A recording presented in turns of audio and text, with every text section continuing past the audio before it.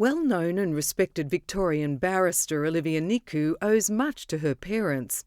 Having sacrificed a simple, humble existence in Tetendro, northern central Greece, in order to provide her and her siblings with opportunities in the lucky country, they also left Olyvia in particular with an unparalleled work ethic and an unwavering commitment to succeed. Olyvia learned the value of hard work from an early age. While her Australian classmates played, by the time she was 7, Olyvia spent most of her after-school time working in her parents' Malvern fish and chip shop. Although she felt badly that she was not afforded the same freedoms as the girls she was growing up with, as a dutiful, respectful daughter, she didn't dare question her parents' judgment. She studied hard and played a big part in helping not only her parents, but also their friends to understand and operate within the Australian system. She was filling out tax return forms for all of them long before she knew what the words actually meant.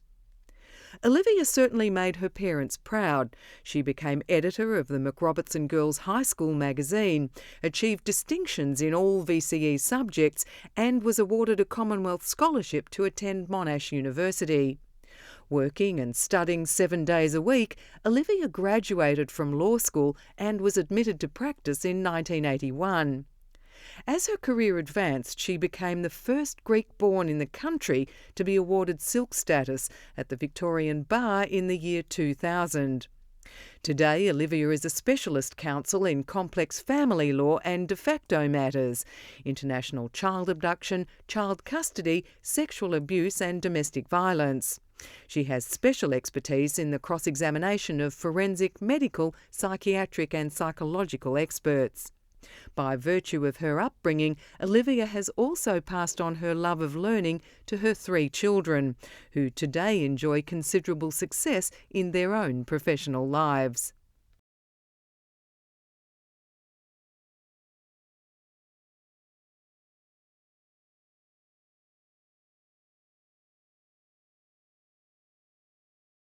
My earliest memories of being in Australia, I suppose, are divided between preschool and post-school.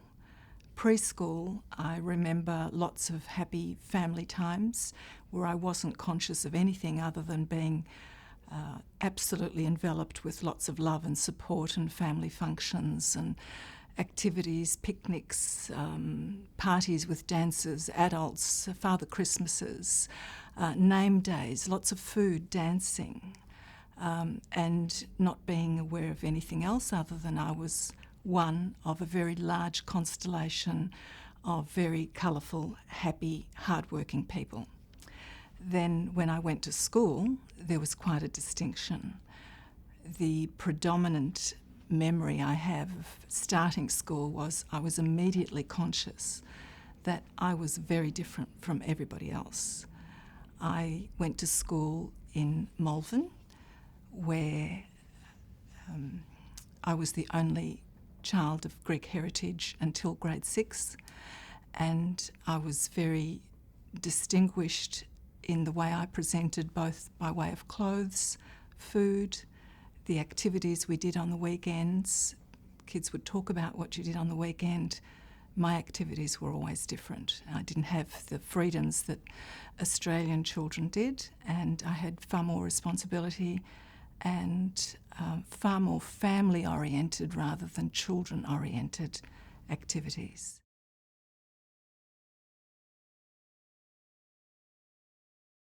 I felt like an outsider who was desperate to be an insider and who believed that I would be an insider. And the trick to that was to work hard and convince my parents to allow me the freedoms that the Australian kids did. And that was a bit of a struggle. But like most children, I suspect, there was a desire to just belong. We never, ever had a holiday. The first break my parents took was when I was an adult. My mother went back to Greece to visit her ailing parents, and similarly for my father at a different time. But they worked most years 7 days a week. They closed Christmas Day, and Easter Sunday, otherwise they worked 7 days a week. So the distinction was when my friends had birthday parties, holidays, other functions they had been to, I couldn't match that and say, this is what I did on the weekend, because the most that we had was a visit to the beach. Someone would have to look after the shop whilst the other parent took us to the beach, and then we'd do a swap.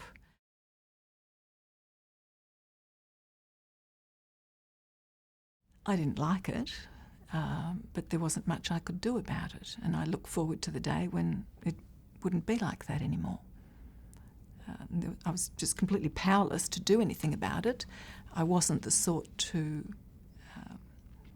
buck my parents' rules, and I just had to live with it and grin and bear it. There are many other pluses that I'm forever grateful for. I mean, for example, from about the age of grade 3 onwards, my father used to buy 3 newspapers every day, or most days of the week. He would buy a Greek right-wing newspaper, a Greek left-wing newspaper, and an Australian newspaper, and we'd have the encyclopedia there. And he would translate one newspaper, I would translate another, and we would discuss world affairs and world politics. So I was in a league of my own, thanks to my father, about world affairs, geography, history and politics. There was no one at school that would come anywhere near my level of knowledge, because what he had said to me is, between those sources, you'll get about 10% of the truth, the rest you have to work out for yourself. Nothing could have been a better lesson than that, to equip me in life to use my own brain, to assess the world and come to my own opinion.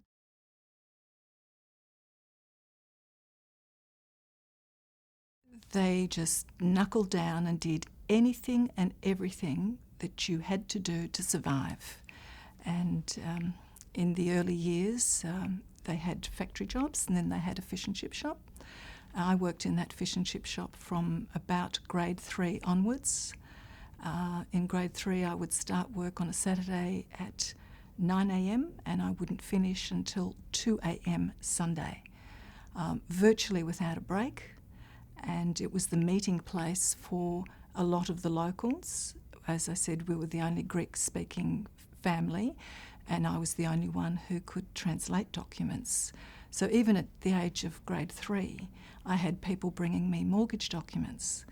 And I remember reading a mortgage document, and I could understand what each word said, but I didn't know the meaning of the whole document. And when I had to confess that I didn't understand the document, I was patronisingly patted on the head, and my parents were told, well, she's not very bright, but I'm sure there'll be something that she can do in life. So that remained with me. I had to do tax returns for all the locals because they didn't speak English, and I learnt from grade 3 onwards how to do an old S-form tax return. So my parents were very hospitable. They were the centre of people coming and hearing news, both political news, social news, getting documents translated. So it was a very buoyant and vibrant environment with lots of conversation and lots of interaction. My father had to work a second job during the hardest years. He worked in the fish shop during the day, and at night he would work at Ford Motor Company, so he would do the night shift. And what I saw is each parent trying to support the other and being very considerate of the other and saying, no, you rest, I'll do it. No, you rest, I'll do it. So it was a wonderful legacy, as difficult as it was, and as much as I didn't like aspects of it at the time, in retrospect now, it is what has made me a stronger person and has allowed me to really focus and achieve as an adult. I owe that all to my parents, and that is a debt that I can never repay.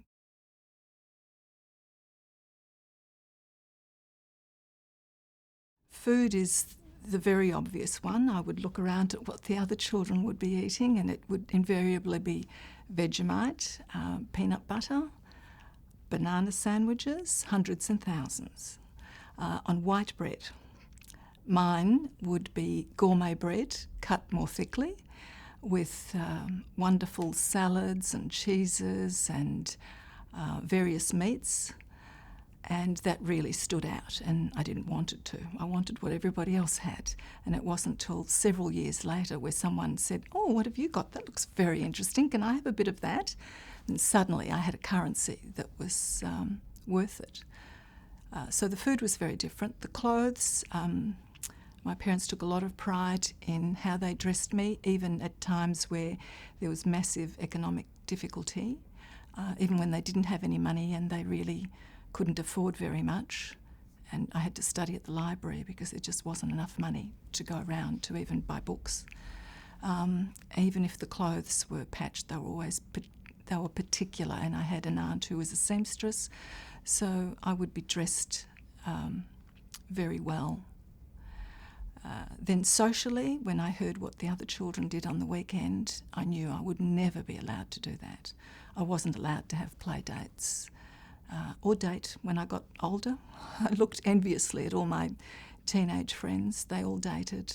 There was no way my parents would allow me to do that.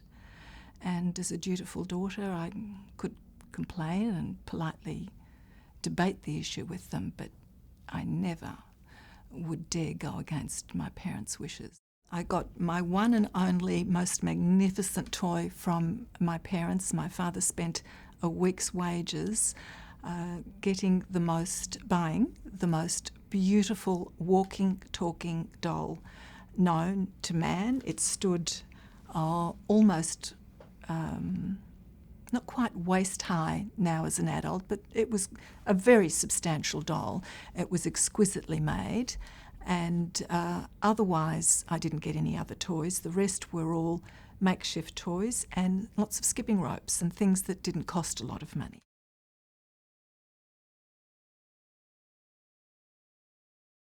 My parents both encouraged me to fit into the community and adopt what they considered to be good about the Australian society, but to be careful not to adopt those aspects of which they didn't approve, and also to be proud to retain the heritage and have a real understanding of our origins and where we were, where we are and where we're going. So it was a very broad education in every aspect, and also a very broad encouragement to retain authenticity and credibility while still fitting into a new country and a new community.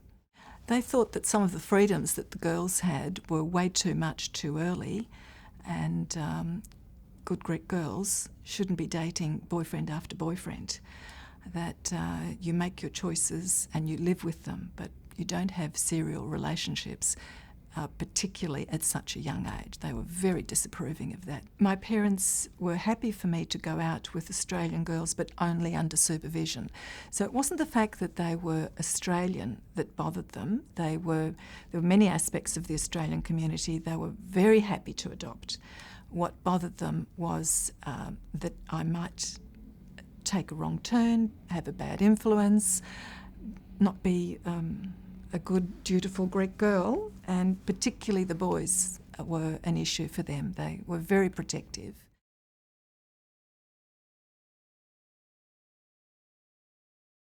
I felt very self-conscious.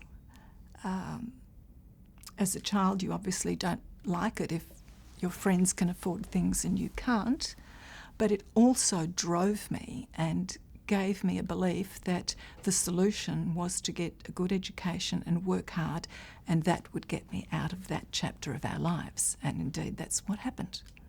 I think I've been blessed with a sense of optimism, and that has helped me enormously in dealing with whatever difficulties I had to deal with, because there was always a belief that tomorrow would be better. Not that my life was forever going to be difficult, that I just had to work harder, try harder, become older, get a little bit more power, become a little bit more independent, and the problems would slowly be solved.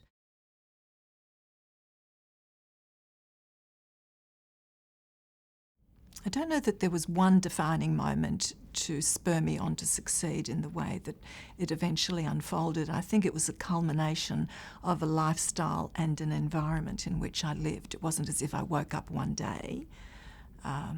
Although there was a day I remember looking over the rooftops of houses and it was rainy and it had a very dreary grey look about it, and I was sharing a bedroom with an aunt and a sibling, and it was all, you can imagine, not ideal. And I was determined then that I would never have to look out of a window on a grey, dreary landscape with rust on corrugated iron roofs.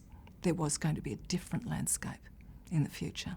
I just had an absolute vision, and that mental picture of the rain on the rusty corrugated iron roofs is still with me.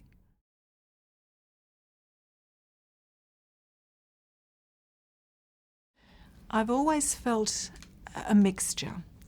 When I go to Greece, I'm seen as a stranger. When I'm in Australia and people know something of my heritage, I'm seen as a bit of a migrant, albeit one who has assimilated particularly well.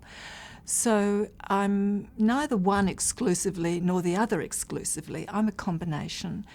And it was a gradual evolution. It wasn't an absolute happening on a particular day I decided to be more Australian or more Greek. I am a hybrid in every way, socially and culturally, and I'm very blessed that I can pick the best out of both of those cultures.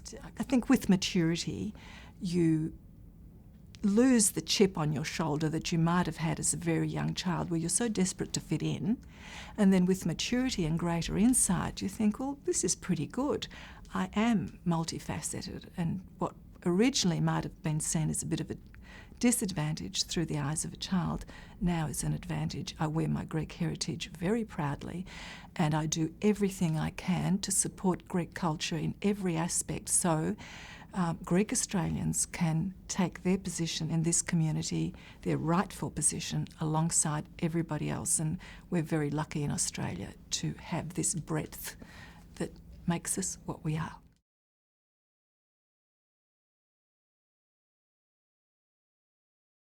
I am so grateful for what has happened that I can't possibly put it in words ever.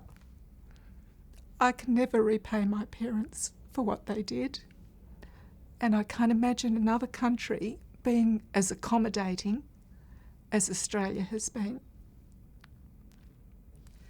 Even with what was obvious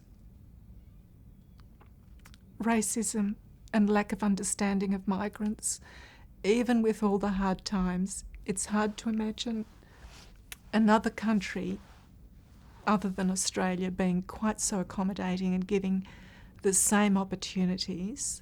So everything I have and everything I am, my beliefs, my values, the material comforts I have, the travel, I've travelled very extensively.